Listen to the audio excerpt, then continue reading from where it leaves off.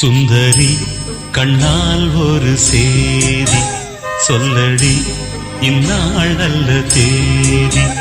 என்னையே தந்தேன் உனக்காக, ஜன்மமே கொண்டேன் அதற்காக. நான் உரை நீங்க மாட்டேன், நீங்கினால் தூங்க மாட்டேன், சேர்ந்ததே நம் ஜீவனே. சுந்தரி கண்ணால் ஒரு சேதி சொல்லடி இந்நாள் நல்ல தேதி. என்னையே